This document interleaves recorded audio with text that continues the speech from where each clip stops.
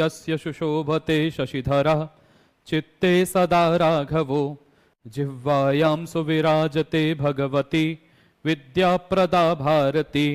श्री सिद्धेश महेशयोः प्रियतमं गंगाधरोपासकं वंदे तं करुणाकरं सुविमलं दासानुजोद्धारकं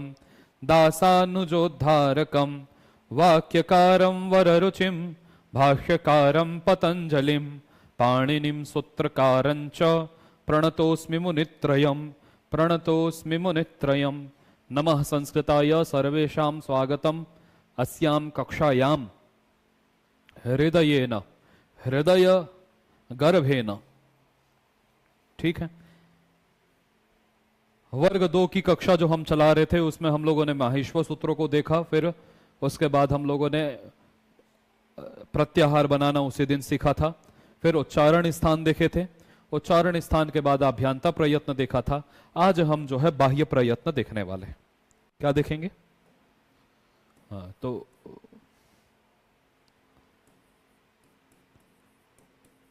बाह्य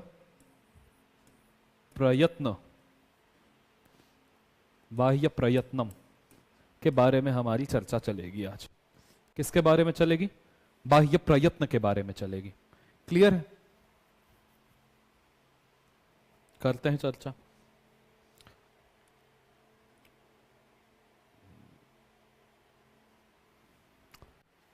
एक जो है वो था, संभवतः यही है।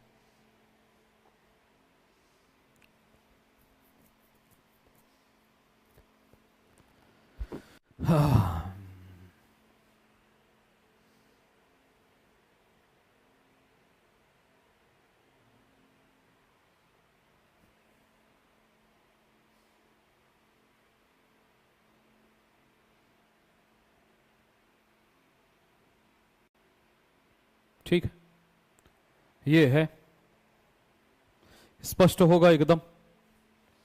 हमने पहले कभी बनाया था, आज सबके काम आ रहा है। ठीक है, अब समझते जाना है।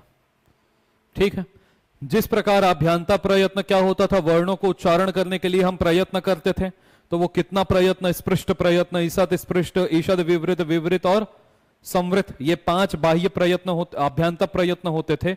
ठीक इसी प्रकार हर एक वर्ण के 4 बाह्य प्रयत्न होते हैं। टोटल बाह्य प्रयत्नों की संख्या जो है वो 11 होती है। टोटल बाह्य प्रयत्नों की संख्या कितनी होती है? 11 होती है। तो वो 11 कौन कौन से हैं? तो विवार, संवार, श्वास, नाद, घोष, अघोष, अल्पप्राण, महाप्राण, उदात्त, अनुदात्त और स्वरित। टोटल यदि कल के लिए पूछ दिया जाए कि बाह्य प्रयत्नों की संख्या कितनी है? 11 है। कौन कौन से हैं? तो विवार, श्वास, विवार, संवार, श्वास, नाद, घोष, अघोष, अल्पप्राण, महाप्राण, उदात्त, अनुदात्त और स्वरित। अब जानेंगे कैसे कि, और इसके बाद मैंने क्या बोला कि प्रत्येक वर्ण के 4 बाह्य प्रयत्न होते हैं। प्रत्येक वर्ण के, कोई भी ऐसा वर्ण नहीं होगा अच के अतिरिक्त के ना, तो वहां पर जिसके अच में 3 ही होंगे, उदात्त, अनुदात्त, स्वरित। क्लियर है? इसके अतिरिक्त जितने भी वर्ण हैं उनके 4-4 बाह्य प्रयत्न होंगे। इनमें से कोई 4 होगा, किसी एक वर्ण के 4 होंगे। समझ में आ रहा है? ठीक है, ठीक उसी प्रकार जैसे कि मैं बोल दूं कि यहां पर जो है कुल मिलाकर सेब की गिनती जो है, या सेब, अंगूर, केला, इन सब की गिनती है यहां 12, लेकिन एक व्यक्ति को 4 ही मिल सकता है। अब वो 4 कौन कौन से मिलेंगे यही हमको डिसाइड करना है। तो कुल मिलाकर के बाह्य प्रयत्नों की संख्या कितनी है? 11, लेकिन एक वर्ण की बाह्य प्रयत्न 4 ही हो सकते हैं। उदाहरण ढूंढ के लाना पड़ता है आप लोगों को समझाने के लिए। ठीक है ना? क्लियर है? अब हम लोग कैसे बांटेंगे भाई? कैसे जाने कि किस वर्ण का क्या बाह्य प्रयत्न है, किस वर्ण का नहीं है, कौन सा है, कैसे है? तो हम लोग इसको जानने से पहले 2 प्रत्याहार बनाएंगे। हम 2 प्रत्याहार बनाते हैं। एक प्रत्याहार हम लोग बनाते हैं क्या? एक प्रत्याहार हम लोग बनाएंगे हश। क्या प्रत्याहार बनाएंगे? हश। और एक प्रत्याहार बनाएंगे खर। समझ में आ गया? तो पहले हश प्रत्याहार बना के देखें क्या। अब हश प्रत्याहार का मतलब क्या हो गया? ह से लेकर के श तक के वर्ण। तो यहां पर देखो ह मिल जाएगा आपको यहां पर, और श मिल जाएगा कहां पे, यहां पर। तो ये ह या वरट के हकार से लेकर के जब अगड़रस के शकार पर्यंत एक प्रत्याहार बनेगा जिसका नाम है हश प्रत्याहार। तो हश प्रत्याहार में ह से लेकर के श तक के वर्ण आ गए। इसका मतलब अगर और आप ध्यान से देखो तो आप लोगों को मैं ये कह सकता हूं कि हश प्रत्याहार में ह, य, व, र, ल ये 5 वर्ण आते हैं शुरू के, और उसके बाद वर्ग के 5वें, चौथे और तीसरे अक्षर आते हैं। देखो तो आते हैं कि नहीं भाई, य, म, ग, ण, न ये 5वें अक्षर हैं। उसके प्रकार झ, भ, घ, ढ, ध ये चौथे अक्षर हैं। उसके बाद ज, ब, ग, ड, द ये तीसरे अक्षर हैं। तो कह सकता हूं कि नहीं मैं, हश प्रत्याहार मतलब वर्ग के तीसरे, चौथे, 5वें और ह, य, व, र, ल ये वर्ण को हम हश कहते हैं। समझ में आ गया। उसी प्रकार आप खर प्रत्याहार बनाओ तो खर प्रत्याहार में देखना पहले और दूसरे वर्ण आ जाएंगे, और प्लस श, स, श, और ये जो है र तक, तो राई तक जाना है, तो ये जो है श, श और ये स ये आ जाएंगे। बात मेरी समझ में आ रहा है कि नहीं। तो ये पहले ख, फ, छ, ठ, थ ये दूसरे वर्ण थे, और च, ट, त, क, प ये पहले वर्ण थे। बात क्लियर हो गई।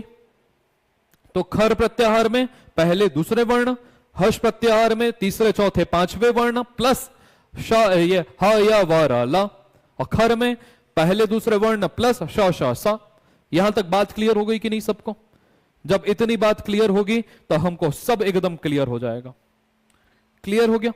अब हम लोगों को बताओ, जब भी हश प्रत्याहार का मतलब क्या होगा, तीसरा, चौथा, 5वां वर्ण और प्लस ह, य, व, र, ल, और खर प्रत्याहार का मतलब होगा पहला वर्ण, दूसरा वर्ण और सा, श, श, सा। यही तो होगा। अब इसको इतना समझ गए तो इतना और समझ जाओ। क्या समझना है कि बताओ कि जहां पर भी खर प्रत्याहार में आने वाले वर्णों का, खर प्रत्याहार में आने वाले वर्णों का बाह्य प्रयत्न विवार, श्वास, अघोष होगा। खर प्रत्याहार में आने वाले वर्णों का बाह्य प्रयत्न विवार, श्वास, अघोष होगा, और हश प्रत्याहार में आने वाले वर्णों का जो है बाह्य प्रयत्न वो संवार, नाद, घोष होगा। अब जैसे उदाहरण के लिए मैं आपसे पूछूं, आप बताओ कि ह का बाह्य प्रयत्न क्या है, तो ह को आप पहले खोजो कि ह किस में आता है, हश में कि खर में। तो हश में आता है क्या, तो लाइन याद कर लो, हशः संवारा नादा घोषाश्च। तो ह का क्या हो जाएगा, संवार, नाद, घोष। समझ में आ गया। मैंने आपसे पूछा य का बाह्य प्रयत्न बताओ, तो य को पहले ढूंढो, खर में आता है कि हश में। ढूंढने में मिलेगा कि या तो ह या, ये तो दूसरा ही था, तो इसका मतलब ये हश में आता है, और हश में आने से इसका संवार, नाद, घोष हो गया। अब मैंने आपसे पूछा कि झ का बताओ, झ का, तो आप पहले झ को ढूंढो किस में आएगा, तो झ चौथा वर्ण था क्या, चौथा वर्ण तो किस में आता है, हश में आता है, संवार, नाद, घोष है। बात समझ में आ गई। अविनाश, सुरेखा, बसंत, बिंदा, सुनीता, उषा, बहुत सारे नए स्टूडेंट भी दिख रहे हैं। तो आप लोगों को ये बात समझ में आ गई कि नहीं, मैं बोलना क्या चाह रहा हूं। अगर मैं कल के लिए पूछा कि बताओ मेरे को एक बात बताओ कि क का बाह्य प्रयत्न क्या होगा, तो क को पहले ढूंढो, हश में है कि खर में है। खर में है तो खर में है, इसका मतलब क्या हो गया, कपय में, इसका मतलब क्या हो गया, विवार, श्वास, घोष है। इट्स क्लियर और नॉट, क्लैरिटी, यस सर। एक जगह पढ़ने गया था तो ऐसे ही बोलते थे, बताया रहा हूंगा मैं, क्लैरिटी, यस सर। हर हर महादेव।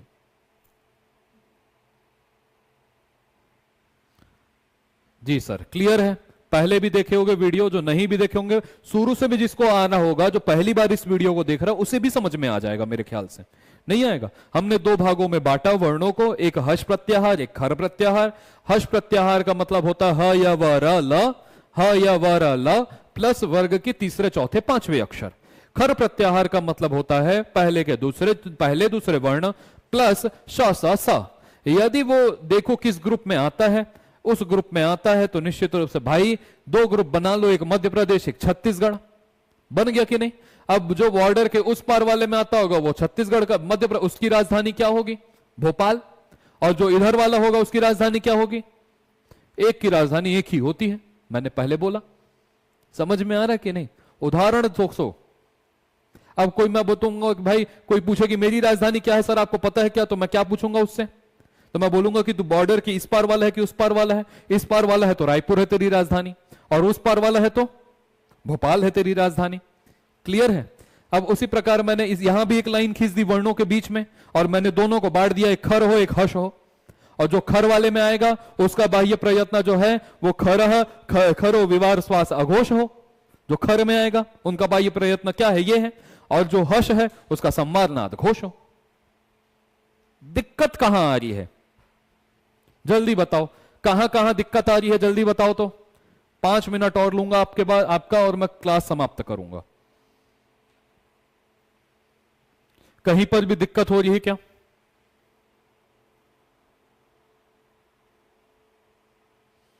अब इसको तो बोल भी नहीं सकता कि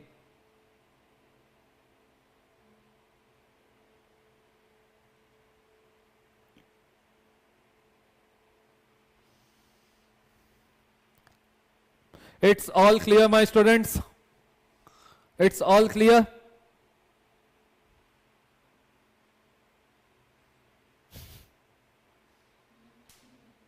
नहीं हो क्लियर? अविनाश, रीनू, आप क्लियर नहीं हो?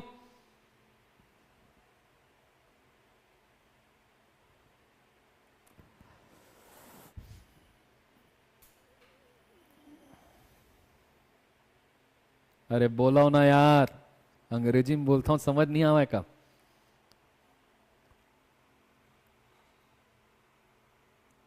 इसने बोला फिर गुस्सा आते। ठीक है, क्लियर होगा मेरे ख्याल से। अब मैंने देखो पहले भी कहा था कि प्रत्येक वर्णों के 4 बाह्य प्रयत्न होते हैं। प्रत्येक वर्णों के 4 बाह्य प्रयत्न होते हैं। 3 तो मैंने बता दिए, 3 मैंने बता दिया, तो 3 चौथा बताना है।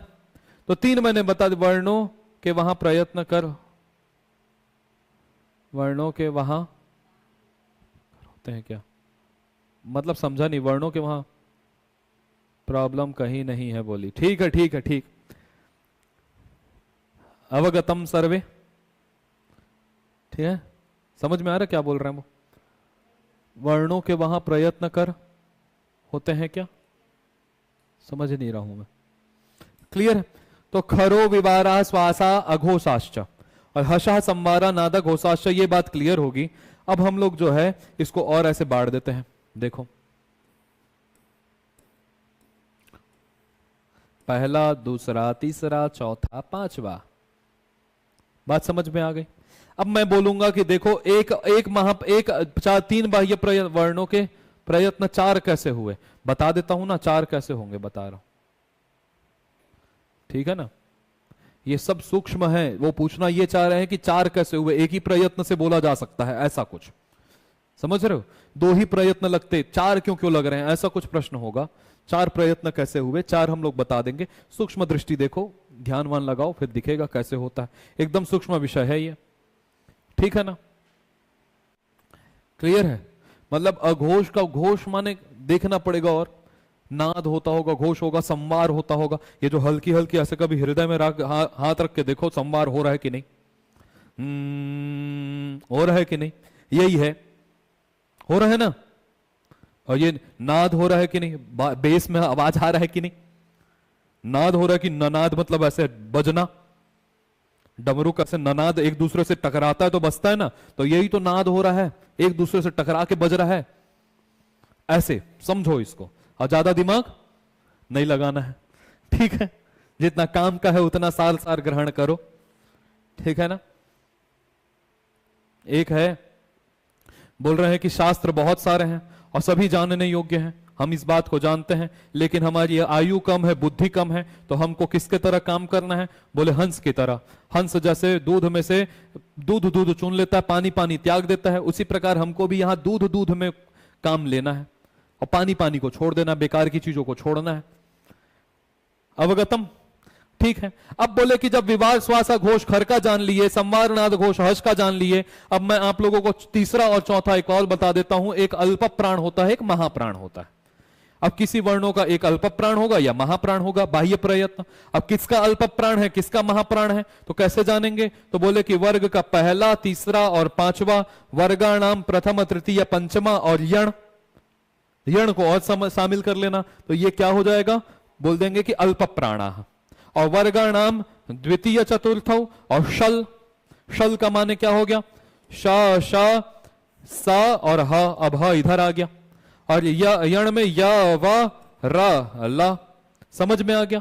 तो ये इनका वर्ग के पहले, तीसरे और पांचवें अक्षर और यण का अल्प प्राण होता है, और वर्ग के द्वितीय और चतुर्थ अक्षर के शल और शल का महाप्राण होता है। अब यहां पे कंफ्यूज नहीं होना है बिल्कुल भी, इसलिए नहीं होना है कि एकदम क्लियर है, क्योंकि बात देखो, अब कोई पूछे कि ह का देखो बाह्य प्रयत्न बताओ, तो ह हर्ष में आता था, ह आता था किसमें? हर्ष में। तो हर्ष में आने से संवार, नाद, घोष तीन तो मिल ही गए। संवार, नाद, घोष तीन तो मिल गए ना। चौथा ढूंढना है, तो चौथे में हमको देखना है कि ह है क्या, तो ह को हम देखेंगे कि देखो भाई, वर्गाणाम प्रथम, तृतीय, पंचमा, ये तो ना पहला है, ना तीसरा है, ना पांचवा है। वर्गाणाम द्वितीय, चतुर्थ, ये तो ये भी नहीं है, दूसरा चौथा भी नहीं है, ये तो वर्गों से अलग है। तो फिर देखो कि यण में आता है कि शल में आता है। शल में आता था क्या? शल में आने से ये महाप्राण हो गया। ठीक है। अब मैं अगर पूछ दूं कि देखो भाई य का क्या होगा, य का, तो य का तुरंत तुलना मिलना चाहिए कि य हर्ष में आता था, तो संवार, नाद, घोष तो है ही, साथ में ये देखो यण में आता है क्या, इसलिए अल्प प्राण है। प्राण मतलब वायु, और जहां ज्यादा वायु लग रही है बोलने के लिए, ज्यादा प्राण वायु ज्यादा लग रही है वो महाप्राण, और जहां कम वायु से काम चल रहा है वो अल्प प्राण। समझ में आ रहा है? अब सोचो कि हमारे ऋषियों ने यह भी सोच कर रखा है कि कहां पे कम उपयोग होता है, कहां पे ज्यादा।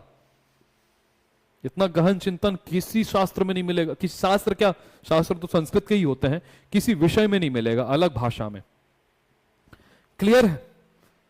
उसी प्रकार सोचो कि अगर मैंने आपसे कहा कि देखो भाई आप मेरे को क्या करो, आप मेरे को क का बताओ, क का, तो क का जब आप बताने चलोगे तो सबसे पहले देखो किस में आ रहा है, खर में आता है। तो खर में आने से विवाद, श्वास, अघोष तो हो ही गया, और वर्ग का कौन सा अक्षर है, पहला है क्या, तो पहला होने से अल्प प्राण है।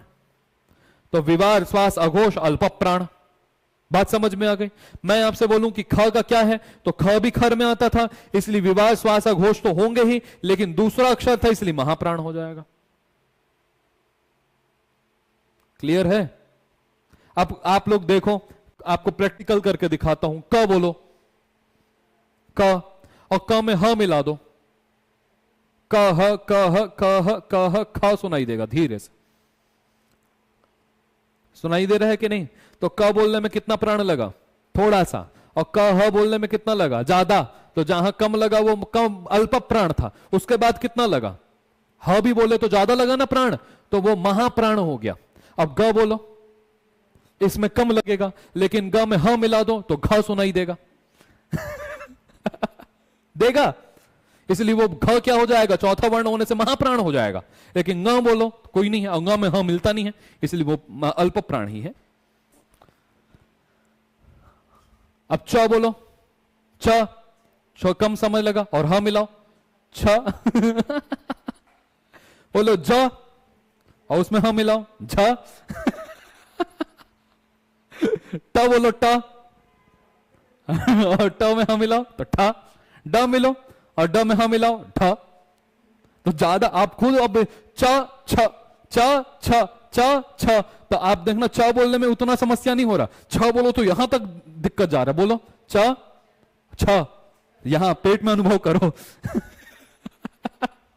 तो महाप्राण लग रहा है कि नहीं? ठीक है। तो बोलो, पेट में कोई दिक्कत हुआ, और थ बोलो।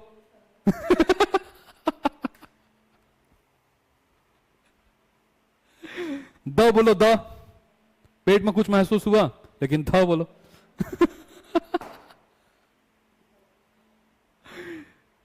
ऐसे आनंद लेके पढ़ो। क्लियर है?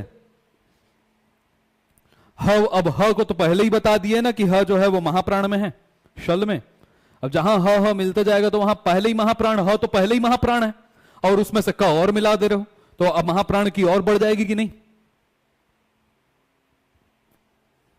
बात इतना क्लियर होगा? अब मेरे ख्याल से मेरे को पूरा यकीन है यहां जितने लोग देख रहे हैं वो च छ बोल के जरूर देखे होंगे। देखे कि नहीं जल्दी बताओ। च छ जा झा बोल बोल के सबको ही देखे होंगे। क्लियर? हंसते हंसते गाल दुख गया। क्लियर है? अब देखो, अब बाई चांस कल के लिए अगर पूछ दिया जाए कि र का बताओ, तो र सबसे पहले देखो कि र कहां पर आ रहा था, हर्ष में आ रहा था। खर में मत समझ जाना, हर्ष में आ रहा था, ह या व र। अभी प्रियंका होती तो यही बोलती सर आप समझे होगे तभी आप बोल रहे हो यहां पे।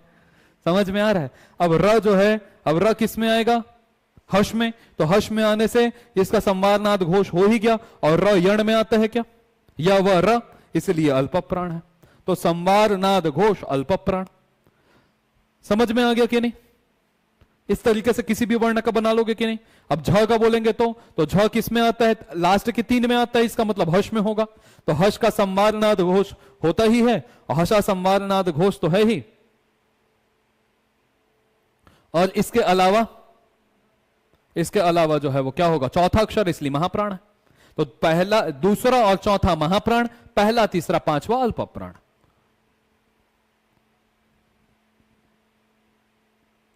क्लियर है? सुधीर जी आपको क्लियर है कि नहीं?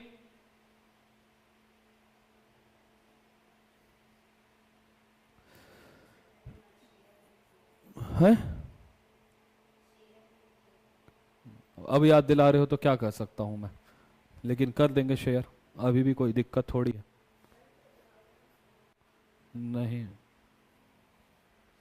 यहां से जो है ये शेयर हो जाएगा, ये संख्या वाला मिल जाएगा ये।